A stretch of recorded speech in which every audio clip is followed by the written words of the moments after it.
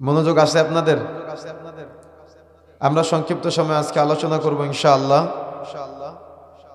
ব্যবসার নীতিমালা, বাজারের নীতিমালা। ইবাদত কবুলের মৌলিক পূর্ব শর্তগুলোর মধ্যে একটা শর্ত হলো হালাল রুজি, হালাল উপার্জন। যদি উপার্জনটা হালাল হয় তাহলে আপনার ইবাদতটাও কবুলযোগ্য হবে। আর যদি উপার্জন হারাম হয়ে যায় তাহলে আপনি ওই হারাম উপার্জনকৃত অর্থের বিনিময়ে মাধ্যমে আপনি যে খাদ্য গ্রহণ করবেন, যে পরিবার সাজাবেন, যে ভবিষ্যৎ প্রজন্মের জন্য সম্পদ রেখে যাবেন, এগুলো আপনাকে দুনিয়াতে উপকার করবে না, আখিরাতে উপকৃত করবে না। এই জন্য আমাকে আপনাকে আপনার উপার্জনটা হালাল কিনা, বৈধ কিনা, এটা একটু গবেষণা করতে হবে, এটা একটু চিন্তা করতে হবে, এটা একটু ভাববার অনেক বিষয় আছে।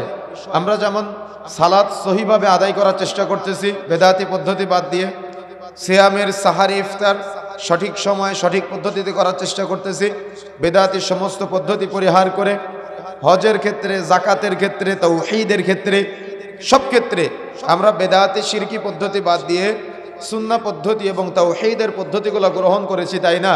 তো এই জন্য আমাদের দিনী ভাইদেরকে জানা দরকার যে আমাদের এই সালাত, সিয়াম, হজ, জাকাত যেগুলো আমরা সহি পদ্ধতিতে আদায় করার চেষ্টা করছি সেগুলো যেন নষ্ট না হয়ে যায়, সেগুলো যেন কবুলযোগ্য হয়। এই জন্য আমাকে আপনাকে অধিক ইলম অর্জন করতে হবে, যেন আল্লাহর কাছে চাইতে হবে, আল্লাহুম্মা ইন্নী আসআলুকা ইলমান নাফিআ। আল্লাহ, তুমি আমাকে উপকারী জ্ঞান দান করো, উপকারী বিদ্যা দান করো, ওয়া আমালান মুতাকাব্বালা, ওই জ্ঞান ওই বিদ্যার আলোকে এমন আমল করা তৌফিক দান করো যে আমলটা আল্লাহ কবুলযোগ্য, যে আমলটা বাতিল হবে না। অর্থাৎ আমল বাতিল হতে পারে, আপনি সালাত আদায় করতেছেন, সালাত বাতিল হয়ে যেতে পারে, হজ করতে গিয়েছেন, হজ বাতিল হয়ে যেতে পারে, জাকাত আদায় করতেছেন, জাকাত বাতিল হতে পারে, দান করতেছেন, দানটা বাতিল হয়ে যেতে পারে, সিয়াম পালন করতেছেন, সিয়ামটা বাতিল হয়ে যেতে পারে। এই জন্য আমাকে আপনাকে এমন ইলম অর্জন করতে হবে, ওই ইলমের আলোকে এমন ইবাদত বান্দিগি করতে হবে যে ইবাদতটা কবুলযোগ্য, যে ইবাদতটা বাতিল হবে না, এবং আল্লাহর কাছে চাইতে হবে ওয়ারিজকান তাইয়্যিবা। আল্লাহ, তুমি আমাকে এমন রিজিক দান করো যে রিজিকটা হবে তাইয়্যিবা, যে রিজিকটা হবে হালাল, যে রিজিকটা হবে পবিত্র। সুবহানাল্লাহ, বুঝেন না মনে হয়? তাহলে আল্লাহর কাছে কি চাইতে হবে? প্রথমে চাইতে হবে উপকারী জ্ঞান, দ্বিতীয়ত চাইতে হবে ওই ইলম, ওই জ্ঞানের আলোকে এমন আমল করা তৌফিক যে আমলটা কবুলযোগ্য, যে আমলটা বাতিল হবে না, এবং উত্তম রিজিক চাইতে হবে, হালাল বৈধ রিজিক চাইতে হবে, যে রিজিকটা হবে তাইয়্যিবা, যে রিজিকটা হবে পবিত্র। সুবহানাল্লাহ। এজন্য আমরা অনেকে দুনিয়াতে এস্টাবলিশড হওয়ার চেষ্টা করি, কিন্তু দুনিয়াতে এস্টাবলিশড, আপনি দুনিয়ার অকল্যাণ চান, আমি এটা আবার বলি নাই, আপনি দুনিয়ার কল্যাণও চাইবেন, কিন্তু আপনাকে ভাবতে হবে যে আমি আখিরাতে চিরস্থায়ী, দুনিয়াতে চিরস্থায়ী না আপনি জান্নাতে যদি যান সেখানে চিরস্থায়ী থাকবেন। কথা বলতে হবে কোনটা? তাহলে আপনি কি দুনিয়াতেই সমস্ত সবকিছু পেয়ে যেতে চান নাকি আপনি জান্নাত চান? অবশ্যই আমাকে আপনাকে বিবেচনা করতে হবে। এজন্য দুনিয়ার কল্যাণও চাইতে হবে, দুনিয়ার হাসানাও চাইতে হবে, আখিরাতের হাসানাটাও আমাকে আপনাকে চাইতে হবে। এজন্য আজকে আলোচনার মধ্যে আমরা 4টা পয়েন্টে কথা বলবো, মৌলিকভাবে মূলত 4টা পয়েন্ট। 1, বাজারের সাথে সংশ্লিষ্ট বিষয়। 2, ক্রেতার সাথে সংশ্লিষ্ট বিষয়। 3, বিক্রেতার সাথে সংশ্লিষ্ট বিষয়। আর 4, ক্রেতা বিক্রেতা উভয়ের সাথে সংশ্লিষ্ট বিষয়, ইসলাম কি বলেছে। কেন? আমরা জানি যে বাজারে যাওয়ার পরে সেখানে আমরা কেউ বিক্রয় করি, কেউ ক্রয় করি, তাই না? কেউ বাজারের সাথে কমিটির সাথে জড়িত, এবং ক্রেতা বিক্রেতা উভয়ের একটা সংমিশ্রণ আছে। তো এই জন্য ইসলাম এখানে কি নির্দেশনা দিয়েছে সেটা আমাদের জানা অত্যন্ত জরুরি। যদি আমরা জানতে পারি তাহলে আপনি শুনলে আশ্চর্য হবেন, এই আপনার ক্রয়, আপনার বিক্রয়, এই ক্রেতা বিক্রেতার এই সম্পর্কটা ইবাদতে পরিণত হবে। সুবহানাল্লাহ, বুঝেন না মনে হয়? কি বুঝেছেন? এখন আপনি বলতে পারেন আমি মুদিখানার দোকানদারি করতেছি, এটা কি ইবাদত হবে? জি, আপনি যদি শরীয়ত মেনে চলেন এটা ইবাদত হবে। আপনি বলতে পারেন যে তাহলে আমি তেল পাম্পে চাকরি করি, এটা কি আমার ইবাদত হবে? জি, আপনার এটাও ইবাদত হবে। কিভাবে হবে আজকে আমরা আলোচনার মধ্যে বিস্তারিত আলোচনা করবো ইনশাআল্লাহ। সালাত আদায় করা ইবাদত, সিয়াম পালন করা ইবাদত, হজ ব্রত পালন করা ইবাদত, যাকাত আদায় করা ইবাদত, ব্যবসা বাণিজ্য করাটাও একটা ইবাদত। কথা বুঝতে পেরেছেন? এই ইবাদতটা আপনি অর্থাৎ এই ব্যবসা বাণিজ্যটা আপনি ইবাদতে রূপান্তরিত করতে পারেন রাসূলুল্লাহ সাল্লাল্লাহু আলাইহি সাল্লামের নির্দেশনাগুলো ফলো করার মাধ্যমে।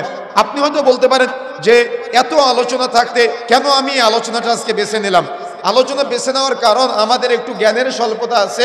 আমরা ব্যবসা বাণিজ্য, উপার্জন, চাকরি বাকরিকে ইবাদত মনে করি না। কথা বুঝতে পারছেন? অথচ রাসূলুল্লাহ সাল্লাল্লাহু আলাইহি ওয়াসাল্লাম বলেছেন, এ ব্যাপারে একাধিক সহিহ হাদিস পাওয়া যায়, যদি কোনো ব্যক্তি নিজে হালাল খাবার খাওয়ার জন্য, যদি কোনো ব্যক্তি তার সন্তানকে হালাল খাবার খাওয়ানোর জন্য, যদি কোনো ব্যক্তি তার স্ত্রী, পরিবার পরিজনকে, তার বাবা মাকে হালাল খাবার খাওয়ানোর জন্য বাড়ি থেকে বের হয়, ও বাড়ি ফিরে আসার আগ পর্যন্ত যত সময় বাড়ির বাইরে থাকে তার পুরাটাই ইবাদত রূপান্তরিত হবে। সুবহানাল্লাহ। কি বুঝলেন আপনি? আপনি মাঠে কাজ করতেছেন, আপনি মাঠে ক্ষেত নিংড়ানি দিচ্ছেন। আপনাদের গ্রাম্য ভাষায় কি বলে? ক্ষেত নিংড়ানি দেওয়া, ক্ষেত পরিষ্কার করা, ধানের চারা রোপণ করা, এগুলো আছে না? গমের চারা রোপণ করা, ভুট্টার চারা রোপণ করা। আপনি বাড়ি থেকে বের হয়েছেন যে আপনি আপনার স্ত্রীকে হালাল খাবার তুলে দিবেন, আপনি আপনার সন্তানকে হালাল ছাড়া খাওয়াবেন না, আপনি আপনার নিজের দেহে হালাল ছাড়া অন্য কোনো খাবার প্রবেশ করাবেন না, এই উদ্দেশ্য নিয়ে বের হয়েছেন। বলেন তো, আপনি যখন ওই গম লাগাতে যাবেন, ভুট্টা লাগাতে যাবেন, ধান লাগাতে যাবেন, আপনি কি ওই মালিকের সাথে যে চুক্তি, ওই চুক্তির বাহিরে কোনো কাজ করতে পারবেন? ওজনে বা পরিমাপে মুদিখানার দোকানদারি করার সময় আপনি পরিমাপে কম দিতে পারবেন? পারবেন না। কেন? আপনি এটাকে ইবাদত মনে করতেছেন, হালাল উপার্জনের একটা মাধ্যম মনে করতেছেন। আজকে বংশালের আলোচনায় বলছিলাম এখান থেকে আসার আগে, সেটা হলো আমাদের অধিকাংশ যুবকরা চাকরি করে, তাই না? যারা চাকরি করে, দেখা যাচ্ছে মাস শেষে যদি কোম্পানির মালিক আপনাকে 1000 টাকা কম দেয়, আপনি আপনার কোম্পানির মালিককে বলেন জালিম, সে আমার 1000 টাকা মেরে দিয়েছে। কি বলে কিনা? বলে না? কিন্তু আপনি সেম একই মানুষ, আপনি আপনার কোম্পানির মালিককে জালিম বললেন, কিন্তু আপনি আবার যখন ওই কোম্পানিতে চাকরি করতে যান, আপনার ঢোকার কথা প্রতিদিন সকাল 9টায়, বের হওয়ার কথা বিকাল 5টায়, কিন্তু আপনি প্রতিদিন ঢুকেন 9:30টায়, আবার বের হয়ে আসেন 4:30টায়। তাহলে কয় ঘন্টা ফাঁকি দিচ্ছেন প্রতিদিন? 30 দিনে কয় ঘন্টা হচ্ছে? 30 ঘন্টা। তাহলে আপনি এক মাসে 30 ঘন্টা কর্মঘন্টা ফাঁকি দিলেন। আপনি কি জালিম না? আমার কথা বুঝেন না? মনোযোগ আছে আপনাদের? মালিক যদি আপনাকে 1000 টাকা কম দেয়, তো আপনি মালিককে জালিম বলতে পারলেন, তো আপনি যে 30 ঘন্টা কর্মঘন্টা ফাঁকি দিলেন, আপনি কি জালিম না? আপনি কি অপরাধী না? তাহলে আপনাকে বিবেচনা করতে হবে যে আমার এই উপার্জনের জায়গাটা একটা ইবাদতের জায়গা, আমি এখানে কিভাবে মালিকের কর্মঘন্টা ফাঁকি দিব? আমার কথা বুঝতে পেরেছেন? আপনি একটা তেল পাম্পে চাকরি করেন, তেল পাম্পের মালিক আপনাকে বলেছে প্রতি 10 লিটার তেল বিক্রয় করার পরে ওই 10 লিটারে মেশিনেই সিস্টেম করা আছে প্রতি 1 লিটারে 100 গ্রাম করে কম যাবে। এটা আপনি জানেন, জেনে বুঝে শত শত গাড়িতে আপনি তেল বিক্রয় করতেছেন। ভালো করে মনে রাখবেন, শত শত গাড়িতে আপনি গ্যাস বিক্রয় করতেছেন, কিন্তু আপনি জানেন আপনার মালিক 10 লিটার পর থেকে প্রতি 1 লিটারে 100 গ্রাম করে কম দিচ্ছে। আপনি জেনে বুঝে মালিককে চুরি করতে সহযোগিতা করতেছেন। আচ্ছা, কিয়ামতের মাঠে কি আপনার জবাব দেওয়া লাগবে না? কথা বুঝেন না মনে হয়? কথা কি বুঝতে পেরেছেন? তো এরকম নানাবিধ বিষয় আছে যেগুলা ইবাদতের সাথে সংশ্লিষ্ট। তার মানে ইবাদত বলতে ব্যবসা বাণিজ্যের ইবাদত, অর্থাৎ ইবাদত সংক্রান্ত, উপার্জন সংক্রান্ত ইবাদতের সাথে আমরা মিশ্রণ ঘটাতে পারি। আমাদের এই জীবনটাকে যদি আমরা একটু বিবেক সম্পন্ন হতে পারি, যদি আমরা একটু চিন্তাশীল হতে পারি, এই জন্য আমাকে আপনাকে ক্রেতা বিক্রেতা, বাজার এবং ক্রেতা বিক্রেতা উভয়ের মাঝে ইসলামী শরীয়ত কি বিধান দিয়েছে সেটা জানা অত্যন্ত জরুরি। যদি আমরা জানতে পারি, তাহলে আমাদের এই পরিবেশটা, আমাদের এই সমাজটা, প্রকৃত মুসলিম যারা আছে, প্রকৃত আল্লাহওয়ালা যারা আছে, প্রকৃত তাকওয়াশীল যারা আছে, তারা একটা সুন্দর সমাজ, তারা একটা আদর্শ সমাজে রূপান্তরিত করবে। সুবহানাল্লাহ। তাহলে সহি পদ্ধতিতে সালাত আদায় করার পাশাপাশি আমাদেরকে হালাল উপার্জনকারী হতে হবে না? কথা বলতে হবে, হবে না?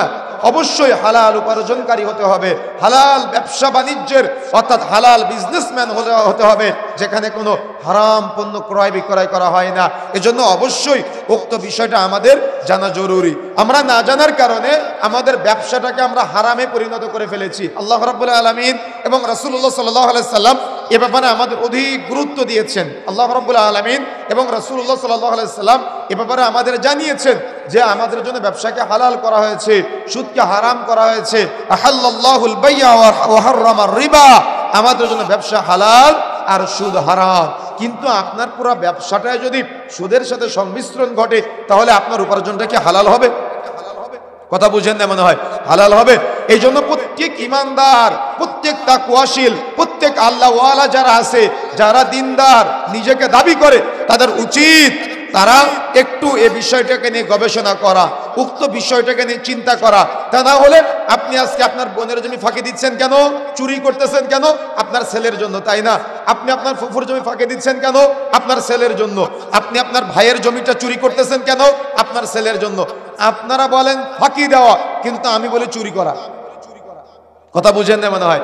কথা কি বুঝতে পেরেছেন? আল্লাহ রাব্বুল আলামিন বলছেন ওয়াকাল আল ইনসানু মালাহা, কিয়ামতের মাঠে মানুষ যখন দাঁড়াবে তখন আফসোস করবে আর বলবে, হায় আফসোস, আমি এই সামান্য সম্পদের জন্য আমার বোনের সাথে সম্পর্ক করেছিলাম, হায় আফসোস, আমি এই সামান্য সম্পদের জন্য আমার ভাইয়ের জমি চুরি করেছিলাম, হায় আফসোস, আমি এই সামান্য সম্পদের জন্য আমার মুদিখানার দোকানে ওজনে কম দিয়েছিলাম, হায় আফসোস, আমি এই সামান্য চিনির জন্য আমি প্রত্যেক আমার গ্রামের মহল্লার মানুষের চিনিতে ওজনে কম দিয়েছিলাম, ডাউলে ভেজাল দিয়েছিলাম, চাউলে ভেজাল দিয়েছিলাম। বলেন তো সেদিন আফসোস করে লাভ আছে?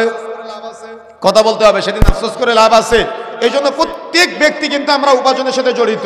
কথা বুঝতে পেরেছেন? প্রত্যেক ব্যক্তি উপার্জনের সাথে জড়িত।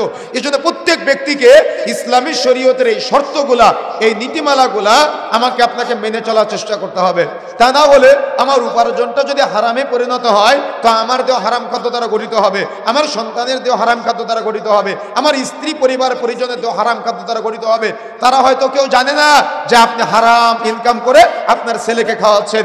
আপনার দেহ কিয়ামতের মাঠে আপনার বিরুদ্ধে যাবে, আপনার দেহ কিয়ামতের মাঠে আপনার বিরুদ্ধে যাবে, আপনার ছেলেটা কিয়ামতের মাঠে আপনার বিরুদ্ধে যাবে, আপনার স্ত্রী আপনার বিরুদ্ধে যাবে, আপনার মা বাবা কিয়ামতের মাঠে আপনার বিরুদ্ধে যাবে। এবং যেগুলো আপনি চুরি করেছেন, কিয়ামতের মাঠে মানুষ তো উঠবে, মানুষের সাথে সাথে মানুষের ঘাড়ে করে, মানুষের কাঁধে করে তার অপরাধগুলা নিয়ে উঠবে, চুরি করা সম্পদগুলা নিয়ে উঠবে। তার মানে কিয়ামতের মাঠে আপনি দেখতে পাবেন যে আপনি কি কি চুরি করেছিলেন, আপনি কি কি আত্মসাৎ করেছেন, আপনি কি কি ভোগ দখল করেছেন, আপনি কি কি ওজনে কম দিয়েছেন, আপনি কি কি পরিমাপে কম দিয়েছেন, আপনি কি কি ভেজাল দিয়েছেন, আপনি কোন কোন ক্ষেত্রে বান্দার হক নষ্ট করেছেন। কিয়ামতের মাঠে এগুলো আপনি যেমন উঠবেন, আপনার কাঁধের উপরে করে ওই পাপের বোঝাটা আপনি নিয়ে উঠবেন।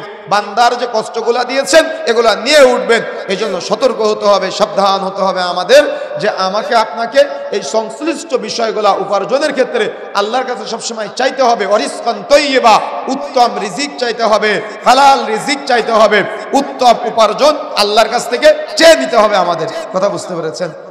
এই জন্য যুবক ভাইরা যারা আছেন, আপনাদেরকে এখন থেকে চিন্তা করতে হবে, আপনার বাবা যা করেছে আপনাকে হালাল ইনকাম করতে হবে, আর হালাল ইনকামের জন্য প্রচেষ্টা করতে হবে।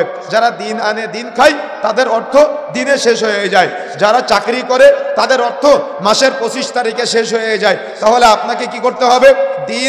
দিনের উপার্জনের পাশাপাশি, মাসিকভাবে উপার্জনের পাশাপাশি আপনাকে কোনো একটা ব্যবসার সাথে জড়িত হতে হবে। যে কোনো ব্যবসা, হালাল ব্যবসার সাথে আপনি জড়িয়ে যান। আস্তে আস্তে আস্তে আস্তে ব্যবসাকে বাড়ান, দেখবেন আল্লাহ রাব্বুল আলামিন কিভাবে আপনার বারাকে বৃদ্ধি করে দিবে আপনি বুঝতেই পারবেন না। তখন আপনি সালাত আদায় করে প্রশান্তি পাবেন, দান সাদাকা করে তৃপ্তি পাবেন, যাকাত আদায় করে আপনার শান্তি লাগবে যে আল্লাহ আপনার সম্পদ বৃদ্ধি করে দিয়েছে। আপনি যাকাত আদায় করতেছেন আল্লাহর দেওয়া সম্পদ থেকে, আপনি দান করতেছেন আল্লাহর দেওয়া সম্পদ থেকে, আপনি হালাল ইনকাম করতেছেন, আবার আপনি সহি পদ্ধতিতে আপনি সালাত, সিয়াম, হজ, যাকাত সবকিছু সম্পাদন করতেছেন।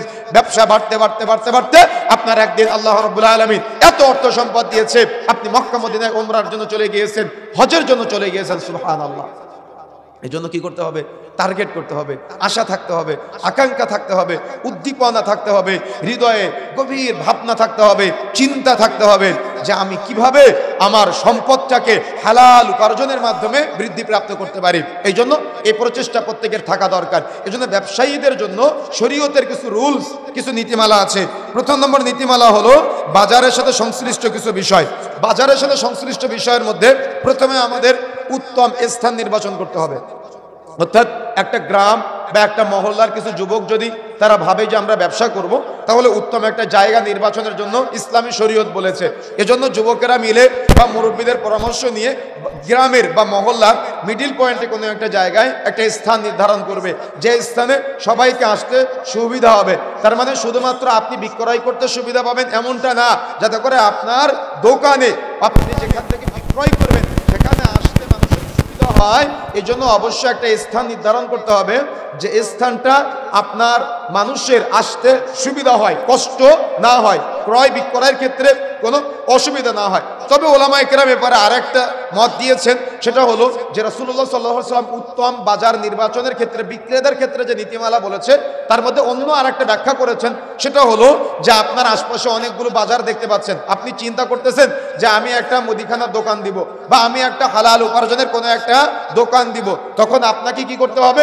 আপনি দেখতেছেন অমুক ক বাজার, অমুক খ বাজার, অমুক গ বাজার, এই তিনটা বাজারের মধ্য থেকে কোন বাজারে বেশি হালাল পণ্য বিক্রয় করা হয়, কোন বাজারে বেশি ইমানদার ব্যক্তি আছে, কোন বাজারের পাশাপাশি জায়গায় মসজিদ আছে, কোন বাজারে মানুষ বেশি বেশি ইমানদাররা যায়, এটা আপনাকে বাছাই করে সেই বাজারে আপনাকে একটা দোকান বা ব্যবসা বাণিজ্যের জায়গা নির্বাচন করতে হবে। কথা বুঝতে পেরেছেন? কিন্তু যেখানে বেশি বেশি গান বাজনা হয়, যেখানে বেশি বেশি অশ্লীলতা আছে, যেখানে বেশি বেশি সুদ ঘুষের লেনদেন আছে, আপনাকে জেনে বুঝে ওই জায়গাটা এড়িয়ে যেতে হবে। তা না হলে আপনি যত ঘুষখোরের সাথে থাকবেন তত আপনি তাদের সাথে মিশে যাবেন, আপনি যত ওই গান বাজনাওয়ালাদের সাথে থাকবেন তত আপনি বলতে পারবেন না যে তুমি বন্ধ করো। এই জন্য আপনাকে এমন একটা জায়গা নির্বাচন করতে হবে বাজারের মধ্যে, যে জায়গাটা বা যে বাজারে আপনি তৃপ্তি সহকারে আপনি ব্যবসা বাণিজ্য করতে পারবেন। কেন? এটা তো ইবাদতের জায়গা।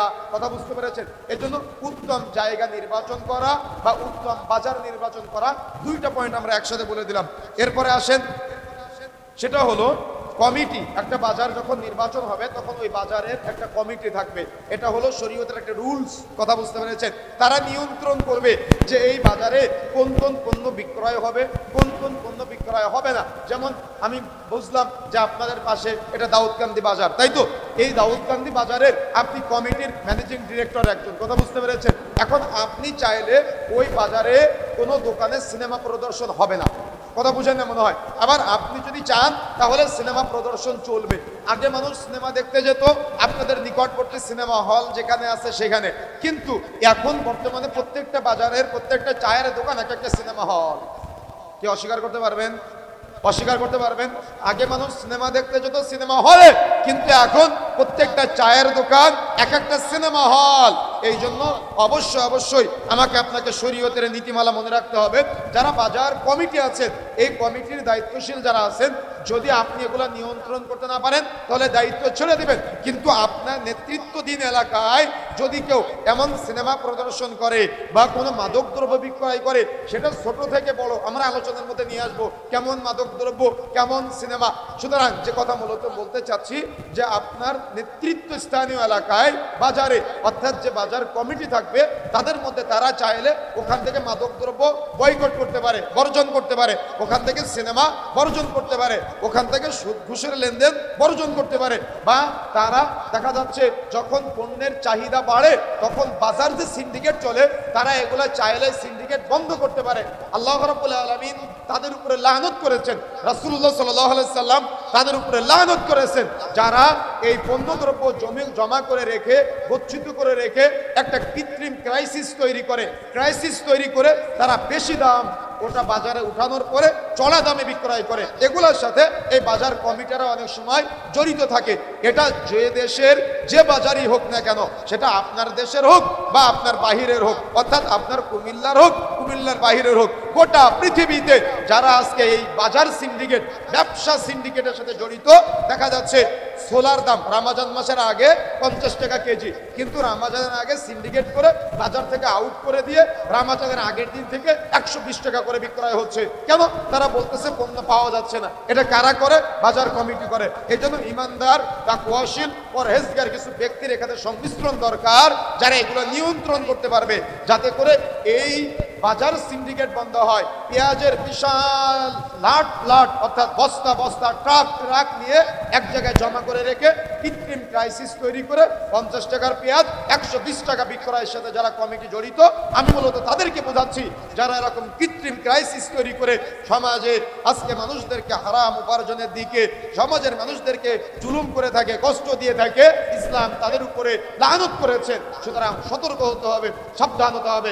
এটা কোনো ইমানদার ব্যবসায়ীর কাজ হতে পারে না। এই জন্য যারা কমিটির দায়িত্বশীল আছেন, আপনাদেরকে বলে যেতে চাই, আপনারা চাইলে ওই আপনার বাজার থেকে সিনেমা বন্ধ করতে পারেন, আপনার বাজার থেকে মাদকদ্রব্য নিয়ন্ত্রণ করতে পারেন, আপনার বাজার থেকে দেখা যাচ্ছে আপনি সবকিছু একটা সুন্দর সিস্টেমের মধ্যে নিয়ে আসতে পারেন, বা আপনার বাজার থেকে আপনি সুদের লেনদেন, ঘুষের লেনদেন বা বাজার সিন্ডিকেট যেগুলো আছে এগুলো আপনি বয়কট করতে পারেন। এজন্য ইমানদারদেরকে সেখানে প্রয়োজন। সুতরাং এমন কিছু ব্যক্তির দরকার যারা এগুলো নিয়ন্ত্রণ করবে।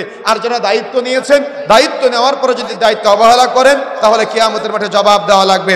এরপরে আসেন অন্যতম একটা পয়েন্ট, সেটা হলো যারা আপনারা বিভিন্ন দোকানের সাথে জড়িত, আপনার বাজার বা আপনার দোকানের সাইজ যেটা আছে সেটা ইসলামী শরীয়তের যেহেতু পরিভাষা পরিষ্কার পরিচ্ছন্ন থাকা, এটা বাজারের সংশ্লিষ্ট কয়েকটা 3টা নীতিমালার মধ্যে অন্যতম একটা নীতিমালা হলো যে আপনার জায়গাটা আপনি পরিষ্কার পরিচ্ছন্ন করে রাখবেন, যাতে করে ইমানদারদের আসতে কষ্ট না হয়। দেখা যাচ্ছে আপনার দোকান বা আপনার মার্কেটের সামনে বিশাল ময়লার স্তূপ, মানুষের আসতে কষ্ট হয়, কিন্তু আপনি কিছু লোক দিয়ে ওটা পরিষ্কার করে রাখলেন। এটা ইমানদারের বৈশিষ্ট্য, এটা তাকওয়াশীলের বৈশিষ্ট্য, এটা আল্লাহওয়ালার বৈশিষ্ট্য। কথা বুঝতে পেরেছেন? এটা সংক্ষিপ্ত বাজারের আমি একটা নীতিমালা বললাম।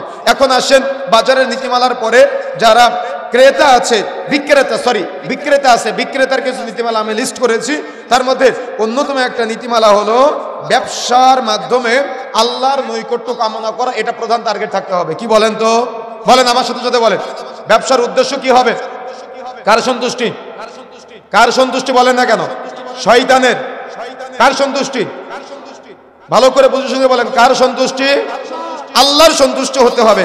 প্রত্যেক বিক্রেতার নীতিমালার প্রথম শর্ত হলো যে আমার শর্ত হলো যে আমি এখানে বিজনেস করতেছি আমার আল্লাহর সন্তুষ্টির জন্য, পৃথিবীর কোনো ব্যক্তির সন্তুষ্টির জন্য না। যদি আপনি পৃথিবীর ব্যক্তিকে সন্তুষ্ট করতে চান তাহলে আপনি হালাল ব্যবসা করতে পারবেন না। কথা বুঝতে পেরেছেন? যে কোনো ভাবে আপনাকে হারামে জড়িয়ে যেতে হবে। কথা বুঝতে পেরেছেন? যে কোনো ভাবে আপনি হারামে জড়িয়ে যাবেন। এই জন্য প্রথম টার্গেট প্রত্যেক বিক্রেতার থাকবে যে আমার উদ্দেশ্য আল্লাহর সন্তুষ্টি। আচ্ছা, যখন আল্লাহর সন্তুষ্টি উদ্দেশ্য থাকবে তখন কি আপনি অন্যায় করতে পারবেন? পারবেন না। দেখেন, আমরা গত কিছুদিন আগে টাঙ্গাইল একটা মাহফিলে গিয়েছি। তো যাওয়ার সময় আমরা ওই আমাদের গাড়িতে গ্যাস নেওয়ার জন্য একটা গ্যাস পাম্পে গিয়েছি। তো এলপিজি গ্যাসের দাম ঢাকাতে 61 টাকা করে। তো ওখানে আমরা গিয়ে দেখি 67 টাকা লেখা। তো আমরা একটু আশ্চর্য হলাম। একদিনের মধ্যে আমরা সকালে ঢাকা থেকে নিলাম, টাঙ্গাইলে এসে এত টাকা ডিফারেন্স হয়ে গেল। তো তখন যিনি ওখানকার গ্যাস দিচ্ছে গাড়িতে, ওনাকে জিজ্ঞাসা করলাম ঢাকাতে তো 61 টাকা, এখানে 67 কেন? তো বলতেছে আমাদের এখানে 67 টাকা করে বিক্রয় করা হয়। তো কেন? তো বলতেছে এলাকার লোক তো মূল দাম জানে না, মালিক এটা করে। কথা বুঝেন ভালো করে। দাম কত? 61 টাকা, বিক্রয় করতেছে কত? 67 টাকা। মূলত 67 টাকা বিক্রয় করতেছে না, ওজনে কম দিচ্ছে। কথা বুঝেন না মনে হয়? ওজনেও কম দিচ্ছে, আবার সিন্ডিকেট করে রেখেছে। কথা বুঝতে পেরেছেন? নিলে নাও, না নিলে না নাও। কিন্তু গ্রামে সহজ সরল যারা আছে, সিএনজি চালক, এরা তো এটা জানে না, এরা ওখান থেকে 67 টাকা দিয়ে নিচ্ছে। তখন আমরা বললাম যে তাহলে এটা তো অন্যায়। তো বলতেছে হুজুর, তো আপনার গাড়িতে 61 টাকা করে ক্যালকুলেটর হিসাব করে দিব, কিন্তু অন্যদের জন্য 67 টাকা করে। কথা বুঝেন না মনে হয়? কথা বুঝতে পেরেছেন? আচ্ছা, এটা কি তার জন্য জায়েজ হবে? এটা কি তার জন্য জায়েজ হবে? এক তেল পাম্পে চাকরিওয়ালা দিনী ভাই আমাদের, ও দিন বুঝার পরে ফোন দিয়েছে আমাকে। ফোন দিয়ে বলতেছে শেখ, প্রতি 10 লিটার তেল দেওয়ার পর থেকে 1 লিটার 100 গ্রাম করে মালিক কম দেয়। আমি বাধ্য হয়ে সে তেল গাড়িতে দিতে হয়। এখন কি করব? আপনারা মাসালা দেন, কি করবে? চুরি করতে সহযোগিতা করবে? বুঝেন না মনে হয়? এখন ও যদি সহযোগিতা করে তাহলে মালিক একজন সহযোগী পেল, চোর সহযোগী। কথা বুঝেন নাই? কথা বুঝতে পেরেছেন? এই জন্য ইমানদাররা যদি এই জায়গাগুলোতে ঢুকে বিক্রেতার সাথে সংশ্লিষ্ট হয় তাহলে এই জায়গাগুলা এই পাপাচার মুক্ত হবে। কথা বুঝতে পেরেছেন? এখন আপনি যদি সহযোগিতা করেন তাহলে আপনি অপরাধী হবেন। কথা বুঝছেন না মনে হয়? এই জন্য আপনাকে সবসময় চিন্তা করতে হবে লিল্লাহ, আল্লাহর সন্তুষ্টির জন্য। বরকত দিয়ে বাড়িয়ে দিতে পারে কে? তাহলে আপনি শয়তানের দাসত্ব করতেছেন কেন? শয়তানের গোলামি করতেছেন কেন? শয়তানের বান্দেগি করতেছেন কেন? যখন ওজনে কম দেন, ওজনে কম দেওয়ার সময় আপনার কি হয় না? অন্তরে ভয় লাগে না। কেন লাগে না জানেন? কেন লাগে না জানেন? জিন শয়তান আপনাকে ওয়াসওয়াসা দেয় যে তুই এই অপরাধটা কর, অপরাধ করলে তেমন একটা কিছু হবে না, কিন্তু ঠিকই কোনো এক সময় কিন্তু আপনার অন্তরে খারাপ লাগে, কেন আমি পাপটা করলাম, তাই না? বুঝেন না বোধ হয়, কেন আমি পাপটা করলাম?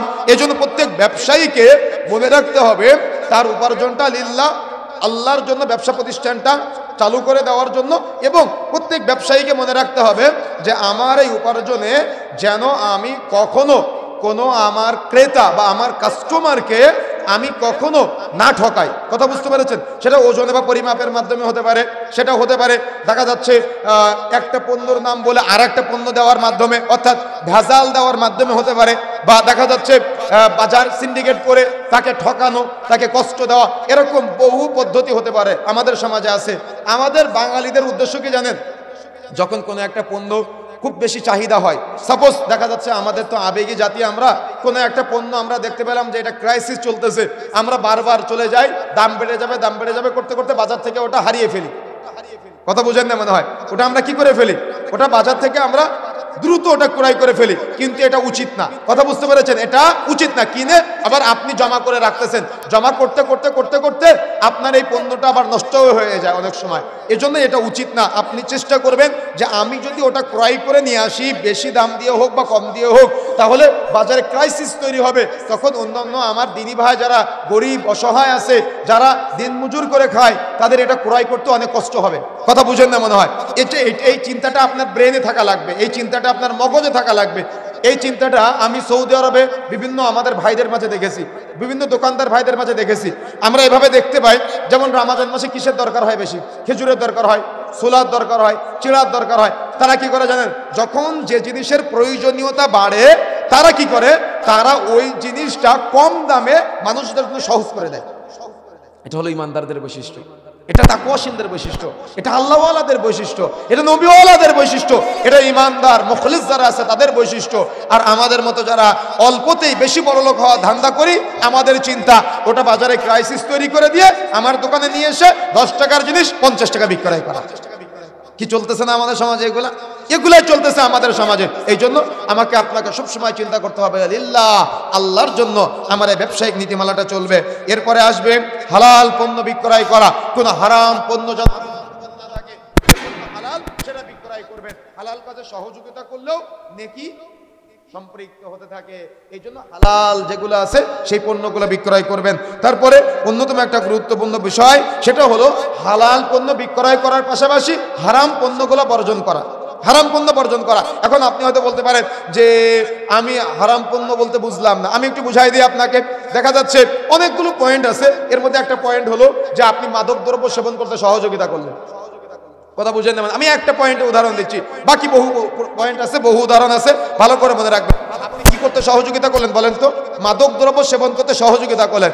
তাহলে পাপের নীতিমালা হলো যে ব্যক্তি পাপ করে আর যে সহযোগিতা করে সমান অপরাধী। কথা বুঝতে পেরেছেন? যাকে আপনি সহযোগিতা করলেন সে একা পাপ করে, কিন্তু আপনি কতজনকে সহযোগিতা করেন আপনি গুনে রাখতে পারবেন? বুঝেন না মনে হয়? সকাল 8টা থেকে রাত্রি 10টা পর্যন্ত আপনি কতজনকে সিগারেট বিক্রয় করেন, আপনি কতজনকে মাদক দ্রব্য বিক্রয় করেন, আপনি কতজনকে জর্দা বিক্রয় করেন? রাসূলুল্লাহ সাল্লাল্লাহু আলাইহি ওয়াসাল্লাম বলছেন, সালাসাতুন কাদ হারামাল্লাহু আলাইহিমুল জান্নাহ, 3 শ্রেণীর ব্যক্তির উপরে জান্নাত হারাম। তার মধ্যে 1 নম্বরটা হলো মুদমিনুল খামার, যে ব্যক্তি নেশা জাতীয় দ্রব্য সেবন করে তার জন্য জান্নাত হারাম। রাসূলুল্লাহ সাল্লাল্লাহু আলাইহি ওয়াসাল্লাম বলছেন, লা ইয়াদখুলুল জান্নাতা মুদমিনুল খামার, যে ব্যক্তি নেশা জাতীয় দ্রব্য সেবন করে সে জান্নাতে প্রবেশ করবে না। রাসূলুল্লাহ সাল্লাল্লাহু আলাইহি ওয়াসাল্লাম বলছেন, যে ব্যক্তি একবার নেশা জাতীয় দ্রব্য সেবন করে তার আগামী 40 দিনের ইবাদত কবুল হবে না। রাসূলুল্লাহ সাল্লাল্লাহু আলাইহি ওয়াসাল্লাম বলছেন, যে ব্যক্তি মাদক দ্রব্য সেবন করে তার অর্থাৎ যে প্রকাশ্যে মদ্যপানের সাথে জড়িত তার জানাজা সালাত ঈমানদার। আপনি জঘন্যতম, আপনি বর্বর একটা পাপ করতে ব্যক্তিকে সহযোগিতা করতেছেন। শুধুমাত্র আপনার সহযোগী না, এই ব্যবসার ক্ষেত্রে 10 শ্রেণীর অপরাধী আছে যারা মাদক দ্রব্যের সাথে জড়িত, যারা কোম্পানির ডিরেক্টর, যারা কোম্পানিতে চাকরি করে, যারা কোম্পানির ওই দেখা যাচ্ছে দারোয়ান, যারা কোম্পানির সেলসম্যান, যারা কোম্পানির হকারি করে না দোকানে দোকানে, যারা ওইটা দোকানে দোকানে বিক্রয় করে, এরা সব সমান অপরাধী। এই জন্য সতর্ক হতে হবে, সাবধান হতে হবে। যে ব্যক্তি খায় সে তো একা পাপ করে, কিন্তু আপনি মাদক দ্রব্য খেতে সহযোগিতা করতেছেন। এই জন্য এই অপরাধীদের তালিকায় আপনি সহযোগিতা করার কারণে যত মানুষকে সহযোগিতা করবেন প্রত্যেক ব্যক্তির একটা করে পাপের ভাগ আপনার আমলনামায় লিপিবদ্ধ হবে।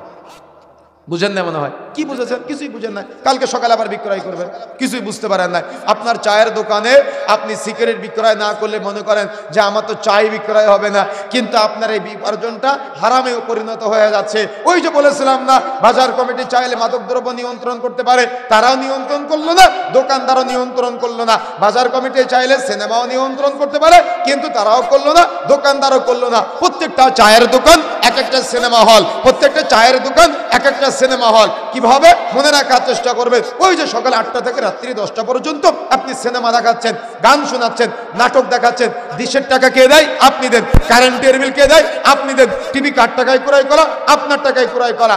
এখন ওই যে আপনি দেখতে সহযোগিতা করতেছেন, যত মানুষকে সহযোগিতা করবেন, সকাল 8টা থেকে রাত্রি 10টা পর্যন্ত আপনার দোকানে সিনেমা দেখবে, আপনার দোকানে গান শুনবে, আপনার দোকানে নাটক দেখবে। যে দেখে সে একা পাপ করে, কিন্তু আপনি দেখতে সহযোগিতা করার কারণে যত মানুষ দেখবে, প্রত্যেক ব্যক্তির একটা করে পাপের ভাগ আপনার আমলনামায় লিপিবদ্ধ হবে। কি বুঝলেন? কিছুই বুঝেন নাই, ভুলে যাবেন সকালে। কি বুঝলেন? কিছু কি বুঝতে পেরেছেন? সকালে ভাববেন হুজুর তো হুজুরের মতো বলে গেল, আমি যদি সিনেমা না দেখাই তো আমার কাস্টমার থাকবে না। কাস্টমার আগে না হালাল আগে? আপনার দোকানে ইমানদার দিনী ভাইয়েরা চলে যাবে ইনশাআল্লাহ, আল্লাহ ব্যবস্থা করে দিবে। কথা বুঝেন নাই? এই জন্য প্রচেষ্টা চালাতে হবে, প্রচেষ্টা চালাতে হবে। এই জন্য ব্যবসায়িক নীতিমালাটা প্রত্যেকটা মুমিনের জানা, প্রত্যেকটা ইমানদারের জানা অত্যন্ত জরুরি। আমি জামালপুরে একটা মাহফিলে গিয়েছি, জামালপুরে ইসলামপুরে স্টেজ থেকে বের হয়েছি, গাড়ির দিকে যাচ্ছি, যাওয়ার সময় দেখি মাহফিলের গেটের বাইরে সিগারেট বিক্রয় করতেছে। আমি একটু আশ্চর্য হলাম। কথা বুঝেন নাই? কথা কি বুঝতে পেরেছেন?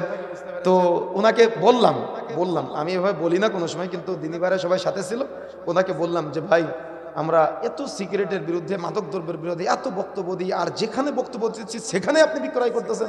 তখন বলতেছে হুজুর আপনি তো নিষেধ করলেন, কিন্তু অনেক হুজুরে যে খায়। বুঝেন না? মানে আমি নেপালে গিয়েছিলাম গত বছর ইন্টারন্যাশনাল কনফারেন্সে। তো কাঠমান্ডুতে একটা মসজিদ আছে, ছোট্ট মসজিদ। ওখানকার ইমাম সাহেব, আমাদের হুজুরা তো জর্দা সীমাবদ্ধ, তো ওখানকার ইমাম সাহেব দেখে সিগারেটের শোক টান দিয়ে সোজা মাগরিবের নামাজ পড়াতে চলে গিয়েছে, অজুও করলো না। তো এটা হলো আমাদের বাস্তবতা। কথা বুঝতে পেরেছেন? এখন আমি যদি আপনাকে বলি, আপনি তো কষ্ট পাবেন। আমি তো আপনাকে কষ্ট দিতে চাইনি ইমাম সাহেব, আমি তো আপনাকে কষ্ট দিতে চাই নাই, কিন্তু বলতে যে হয়, আপনি বলতেছেন এটা খাওয়া মাকরুহ। আচ্ছা, মাকরুহ শব্দের অর্থ কি বলেন তো আপনারা?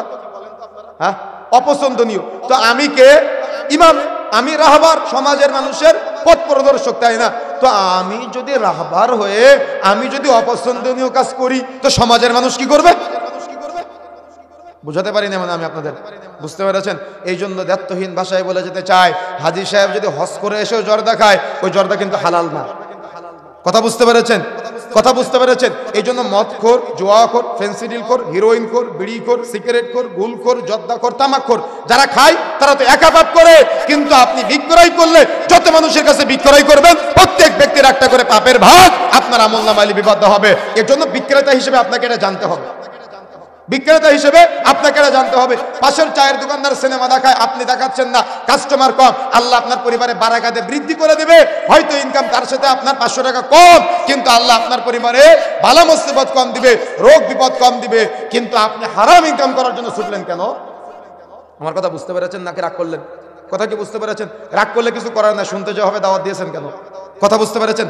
এই জন্য প্রিয় বন্ধুরা আমার, যে কথা বলতে চাচ্ছিলাম, মনে রাখার চেষ্টা করতে হবে। আপনার খুব মন চাচ্ছে একটা ব্যক্তি আপনার পাশে বাজারে, আপনার পাশে সেলুনের দোকান দিচ্ছে, আপনি সারাদিন ইনকাম করে 200 টাকা ইনকাম করেন, কিন্তু একজনের চুল কেটে দেয় 100 টাকা, আরেকজনের চুল কেটে দেয় 100 টাকা। ঢাকাতে এখন 100-150 টাকা করে চুল কাটা। কথা বুঝতে পেরেছেন? তো একজনের চুল কেটে দেয় 100 টাকা, তো আমি একটু চুল কাটি, যদি দাড়ি কেটে দেয় তাহলে 50 টাকা বা 100 টাকা। আচ্ছা, আপনি চুল কাটাতে সীমাবদ্ধ থাকেন, আমি নিষেধ করি না, কিন্তু যেই মুহূর্তে দাড়ি কাটতে সহযোগিতা করবেন, যত মানুষের দাড়ি কাটবেন, যে কাটে তা তো একা পাপ হয়, কিন্তু আপনি কাটতে সহযোগিতা করার মাধ্যমে যত মানুষকে সহযোগিতা করবেন, প্রত্যেক ব্যক্তির একটা করে পাপের ভাগ আপনার আমলনামায় চলে আসবে। ব্রেনে ঢুকলো? মেমোরিয়ালের দোকানদার আছেন অনেকেই, যদিও এখন একটু কমে গিয়েছে, অনলাইনের মাধ্যমে এখন সবকিছু পাওয়া যায়।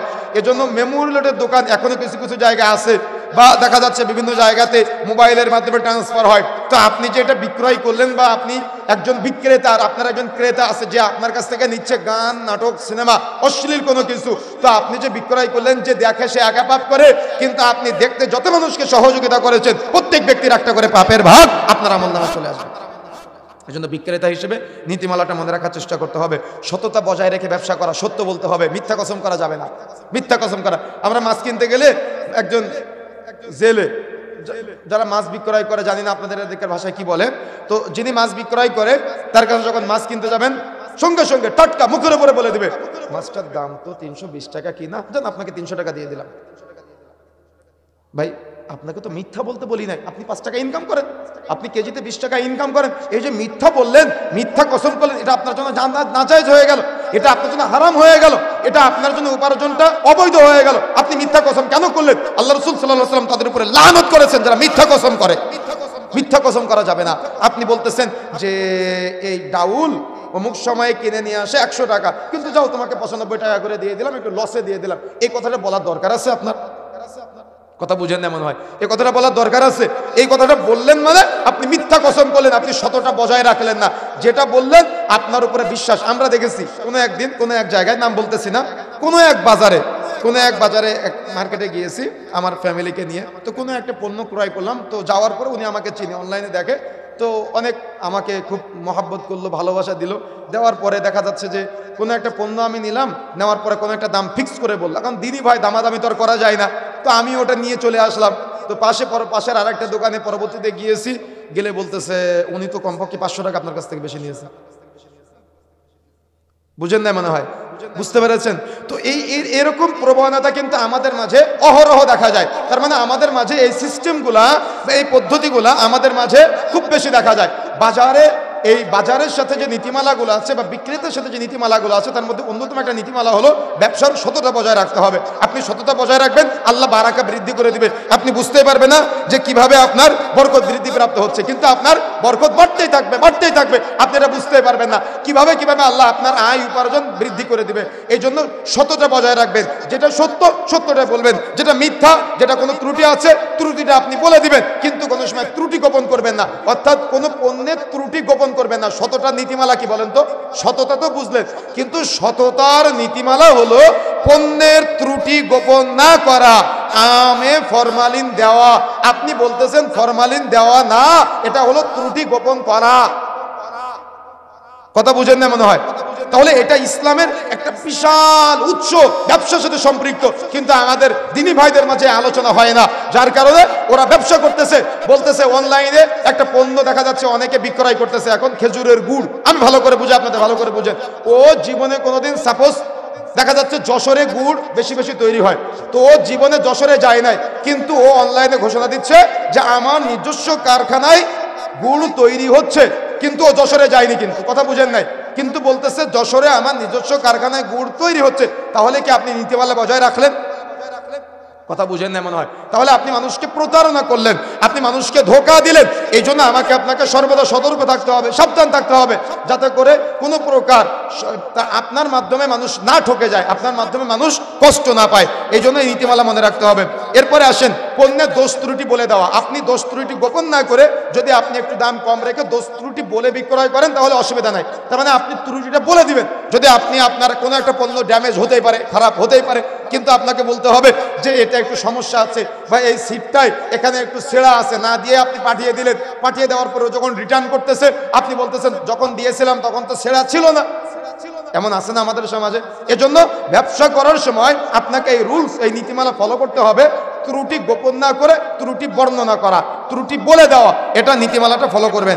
তারপরে আমাদের মনে রাখতে হবে মজুদদারি কারবার, যেটা বলেছি এটা তো অবশ্যই ইসলামে না যায়, এটা ইসলামে চলবে না, এটা অবশ্যই প্রত্যেক বিক্রেতাকে বর্জন করতে হবে। মজুদদারি বুঝতে পেরেছেন তো? অর্থাৎ কৃত্রিম ক্রাইসিস তৈরি করে পণ্যের দাম বৃদ্ধি করে দেওয়া, এটা ইসলামে হারাম, এটা ইসলামে নিষেধ করা হয়েছে। এজন্য ব্যবসায়ী ভাই যারা আছেন, কৃত্রিম ক্রাইসিস তৈরি করে কোনো পণ্যের দাম বাড়িয়ে দিবেন না যখন পণ্যের বেশি চাহিদা হয়, সতর্ক থাকার চেষ্টা করবেন।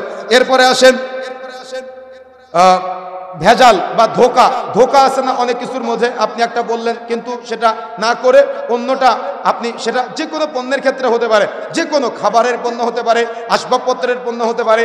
দেখা যাচ্ছে আপনি ওই কাঠের ব্যবসা করেন, কাঠের ব্যবসা করতে গিয়ে আপনার দোকানে একজন কাস্টমার তিনি খাট ক্রয় করতে গিয়েছে, কিন্তু যে কাঠ আপনি ওটার নাম না বলে অন্য একটা কাঠের নাম বলে চালিয়ে দিলেন। আপনি এটাকে পাপই মনে করলেন না, আপনি এটাকে অপরাধী মনে করলেন না, কিন্তু এটা আপনার জন্য নাজায়েজ করা হয়েছে, এটা আপনার জন্য নিষেধ করা হয়েছে, এটা আপনি করতে পারবেন না। এরপরে আসেন আমাদেরকে মহিলার মাধ্যমে পণ্য বিক্রয় করা। বুঝেন না মনে হয়? কি বুঝলেন? হ্যাঁ, আছে নাকি আপনাদের এলাকায় মহিলার মাধ্যমে পণ্য বিক্রয়? আমি মানিকগঞ্জে আমাদের এক দিনী ভাই ইঞ্জিনিয়ার পাবনার আরাফাত ভাইয়ের সাথে আমি একটা ব্যাটারি ফ্যাক্টরিতে গিয়েছিলাম, কোম্পানিতে উনি বিজনেস করে। তো ওখানে যাওয়ার পরে দেখলাম ওই ক্যাশ কাউন্টারে মহিলা, ওনার সাথে গিয়েছিলাম আমরা মানিকগঞ্জে, উনি আমাকে নিয়ে গিয়েছেন। তো দেখি ক্যাশ কাউন্টারে মহিলা, তারপরে ওই কোম্পানির মালিক যিনি তার পাশে মহিলা, তারপরে বিভিন্ন সেক্টরে ওই পণ্য দেখাচ্ছে সেটাও মহিলা। তো আমার ওই ভাই উনি ওই মালিককে জিজ্ঞাসা করলেন যে ভাই আপনার কোম্পানিতে এত মহিলা কেন, পুরুষ মানুষ নাই? তো বলতেছে মহিলা থাকলে ওই পুরুষ যারা আসে ওরা বেশি বার্গেনিং করে না, আর মহিলা দেখলে বেশি কিনতে আসে। বুঝেন না মনে হয়? এখন মহিলা দোকানে মোবাইল বিক্রয় করে বেশিরভাগ কারা? মহিলারা। আর মা বোনেরা মনে করতেছে যে ইসলাম আপনাকে পর্দার গণ্ডির মধ্যে সীমাবদ্ধ রেখেছে, নিজের স্বামীর ঘরেতে ঘর ঝাড়ু দিতে লজ্জা পায়, নিজের স্বামীর বাড়িতে ভাত রান্না করতে লজ্জা পায়, স্বামী নাকি তাকে কষ্ট দেয়, স্বামী নাকি তাকে খাটায়। কিন্তু যখন চাকরি করতে যায় ওই একজন ব্যক্তি দরজা দিয়ে ঢুকে ও দরজা খুলে দেয়, দারোয়ানি করে, এটাকেও স্বাধীনতা মনে করে। পণ্য বিক্রয় করে এটাকেও স্বাধীনতা মনে করে। কিন্তু ইসলাম একটা নারীর সম্মান দিয়েছে, আর দুনিয়া কুল্লুহা মাতা, গোটা পৃথিবীটা হলো সম্পদ। অখয়রু মাতাঈদ দুনিয়া, তার মধ্যে শ্রেষ্ঠ সম্পদ হলো আল মারআতু আস-সালিহা, সতী এবং সাধবী স্ত্রী। কিন্তু আপনি নীতিমালা ফলো করতে পারলেন না। আপনি বোন কি করলেন? আপনার স্বামীর বাড়িতে রান্না করতে আপনার কষ্ট হয়, কিন্তু রেস্টুরেন্টে গিয়ে আপনার চা কফি বানাতে কষ্ট হয় না। কথা বুঝেন না মনে হয়? কথা বুঝতে পেরেছেন? এই জন্য আপনার এই চিন্তা ভুল। আপনাকে পুরুষ তার ভোগ দখলের আজকে পাত্র বানিয়েছে। মুসলমানদের শরীয়তের জ্ঞান না থাকার কারণে আমাদের ইসলাম একটা নারীকে শ্রেষ্ঠত্বের মর্যাদা দিয়েছে। কিন্তু আপনি আপনার স্ত্রীকে আজকে মাঠে ধান কাটতে পাঠান, আপনি আপনার স্ত্রীকে চায়ের দোকানে চা বিক্রয় করতে পাঠান, আপনি আপনার স্ত্রীকে অমুক দোকানে বোরকা বিক্রয় করতে পাঠান। আমি প্রত্যেক পুরুষ মানুষ যারা আছে আপনাদেরকে নসিহত করে আজকে বলে যেতে চাই, আপনাকে ততটুকু ইনকাম করতে হবে যতটুকু ইনকাম আপনার স্ত্রীকে বাড়ির বাইরে বের করবে না। কথা বুঝেন নাই? কথা বুঝতে পেরেছেন? আপনার স্ত্রীর একটা গায়রত আছে, আপনার স্ত্রীর একটা মর্যাদা আছে, আপনার বোনের একটা সম্মান আছে, আপনার মেয়ের একটা ইজ্জত আছে। সকাল 10টায় আপনার মেয়ে বাড়ি থেকে বের হয়, আর রাত 10টায় আপনার মেয়ে বাড়িতে ফিরে। আপনি বুঝেন না যে আপনার মেয়ে কোথায় কি করে? কখনো আপনি গবেষণা করেন না, চিন্তাও করেন না। কিন্তু আপনার মেয়েটা কোথায় যায়, কিভাবে উপার্জন করে, আপনি উপার্জন খাওয়ার জন্য লালায়িত হয়ে থাকেন। মনে রাখার চেষ্টা করবেন, কিয়ামতের মাঠে আপনার জবাব দেওয়াই লাগবে।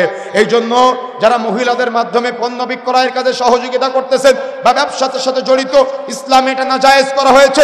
সতর্ক থাকতে হবে, সাবধান থাকতে হবে। নারীদের চেহারা বিক্রয় করে পণ্যের প্রতি আকর্ষণ তৈরি করা, এটা ইসলামে হারাম, এটা ইসলামে নাজায়েজ। আমাদের বোনেরা এটা না বুঝে তারা তাদের পণ্য অর্থাৎ বেশি সেল করার জন্য চেহারা টাকার বিনিময়ে বিক্রয় করতেছে, শরীরের অঙ্গ প্রত্যঙ্গ দেখিয়ে আজকে দোকানের ভিতরে কাস্টমারদেরকে আকৃষ্ট করতেছে। এটা বাজারের এখন রমরমা হয়ে গিয়েছে, বাজারে আজকে এগুলো সয়লাভ হয়ে গিয়েছে, শপিং মলগুলোতে এগুলো আজকে সয়লাভ হয়ে গিয়েছে। এই জন্য সতর্ক থাকবেন, সাবধান থাকবেন। আমাদের জন্য ইসলামী শরীয়তে মুসলিম মা বোনদের জন্য এটা নিষেধ করা হয়েছে। এই জন্য মহিলাদের মাধ্যমে যারা পণ্য ক্রয় বিক্রয়ের সাথে যারা জড়িত, সতর্ক থাকবেন, আপনারাও কিন্তু অপরাধী হয়ে যাবেন। এই জন্য তওবা করে ফিরে আসার চেষ্টা করতে হবে। এরপরে আসেন সুদি ব্যবসা এবং দালালির ব্যবসা। তার মানে কোনো একটা পণ্য দালালি করে ওই ক্রেতা যে আছে তাকেও ঠকানো, বিক্রেতা যে আছে তাকেও ঠকানো, এটা ইসলামে নিষেধ করা হয়েছে। সুতরাং সতর্ক হতে হবে, সাবধান থাকার চেষ্টা করতে হবে। সুদের ব্যবসাটা সবচাইতে বেশি রমরমা হয়ে গিয়েছে। এরা জানে যে এর সর্বনিম্ন পাপ হলো নিজের মা, নিজের খালা অর্থাৎ নিজের মায়ের সাথে জেনা করার সমতুল্য পাপ। কিন্তু তারপরেও এরা আজকে সুদের টাকায় বড় লোক হতে চায়, সুদের টাকায় বিল্ডিং বানাতে চায়, সুদের টাকায় গাড়ি বানাতে চায়, সুদের টাকায় তারা দুনিয়াতে এস্টাবলিশ থাকতে চায়। কিন্তু আল্লাহ রাব্বুল আলামিন এটাকে হারাম করে দিয়েছেন। প্রত্যেক মুমিন, প্রত্যেক মুসলমান, প্রত্যেক আল্লাহওয়ালাকে এই নীতিমালাটা মনে রাখার চেষ্টা করতে হবে। অবশ্যই অবশ্যই আপনাকে উত্তম বাজার বাছাই করতে হবে এবং বাজারে প্রবেশের একটা দোয়া আছে। বাজারে প্রবেশ করে আপনি দোয়াটা পাঠ করবেন। কথা বুঝতে পেরেছেন? যে বাজারে বেশি গান বাজনা হয় ওই বাজার পরিত্যাগ করবেন, ওই বাজার বাদ দিয়ে যে বাজারে ইমানদার দোকানদার বেশি, অর্থাৎ আপনি আপনার একই পাশে তার মানে বাজারের মধ্যে গিয়েছেন, একজন ব্যক্তি সে হালাল ইনকাম করে আর একজন ব্যক্তি হারাম উপার্জনের সাথে জড়িত।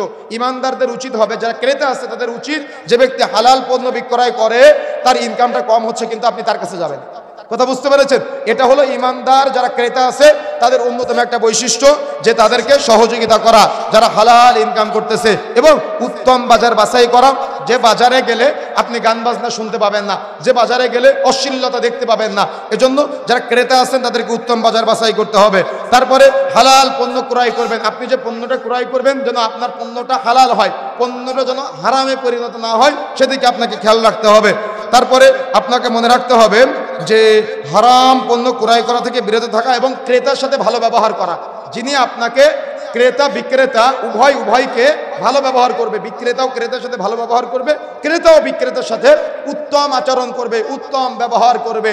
এটা সবসময় মনে রাখতে হবে। কথা বুঝতে পেরেছেন? পণ্য আদান প্রদানের ক্ষেত্রে অবশ্যই নিজেদের মধ্যে নিজেদের আচরণ, নিজেদের ব্যবহার, নিজেদের আখলাক, কথাবার্তা যেন প্রত্যেকের সাথে প্রত্যেকের উত্তম হয়, এটা মনে রাখতে হবে। আরেকটা বিষয় বেশিরভাগ পুরুষদেরকে মনে রাখতে হবে, বাজারে যারা ক্রয় করতে যাবে তাদের অধিকাংশ যেন পুরুষ হয়। একেবারে নিতান্ত নিরুপায় না হয়ে যেন কোনো মহিলা বাজারে না যায়। এটা গুরুত্বপূর্ণ পয়েন্ট আজকে আলোচনার। বুঝেন না মনে হয়? কি বুঝতে পেরেছেন? বুঝেন না? আমি এবার মদিনার সফরে যখন ছিলাম, আমি ফাহাদ গেটের পাশে আমাদের একজন দিনী ভাইয়ের খেজুরের দোকান আছে। তো আমি ওনার দোকানে বসে আছি। তো ওনার দোকানে বসে থাকা অবস্থায় দেখলাম একজন মদিনার মহিলা আসলেন। মদিনার মহিলা এসে উনি ওনার ছেলেকে সাথে করে নিয়ে এসেছে। নিয়ে আসার পরে উনি ওনার ছেলেকে দিয়ে বলতেছে যে এই খেজুরের দাম কত। ওনার ছেলেকে দিয়ে বলতেছে, উনি কথা বলতেছে না দোকানদারের সাথে। ভালো করে এক নজরে চেয়ে থাকবেন, ভালো করে বুঝবেন। উনি দোকানদারকে ওনার ছেলেকে দিয়ে বলতেছে এই খেজুরের নাম কি, এই খেজুরের দাম কত। উনি দোকানদারের সাথে কথা বলে না, ভালো করে মনে রাখবেন। তো যখন ওনার খেজুরটা পছন্দ হলো, পছন্দ হওয়ার পরে উনি ওনার ছেলেকে বললেন যে তুমি দোকানদারকে বলো, ওনার ভাষায় বললেন যে তুমি দোকানদারকে বলো এই খেজুরটা এতটুকু দেওয়ার জন্য। তো দোকানদার সেটা দিলেন, উনি কথা বললেন না। যখন রিয়াল দিবে, টাকা দিবে, দেওয়ার সময় উনি ওনার ছেলেকে দিয়ে টাকাটা দেওয়ালেন, উনি টাকাটা দিলেন না দোকানদারের হাতে। আমি তেমন পরিবেশ দেখিনি, আপনারা দেখেছেন, আমাদের সমাজে তো এগুলা পাওয়া যায় না। তো আমি একটু আশ্চর্য হয়ে আমাদের দিনী ভাইকে জিজ্ঞাসা করলাম যে ভাইজান আপনি বাহিরের মানুষ, এজন্য কি উনি আপনার সাথে কথা বললো না, না বিষয়টা কিসে কি? তো উনি বলতেছে যে আসলে আব্দুল্লাহ ভাই বিষয়টা তা না, বিষয়টা হলো যে উনি যদি আমার সাথে কথা বলে, আমি তো পরপুরুষ, আমি তো ওনার মাহারাম না। তো উনি আমার সাথে কথা বললে উনার কণ্ঠের যে একটা পর্দা আছে ওই পর্দার হেফাজত হবে না, যার কারণে উনি আমার সাথে কথা বলে না। কি বুঝলেন?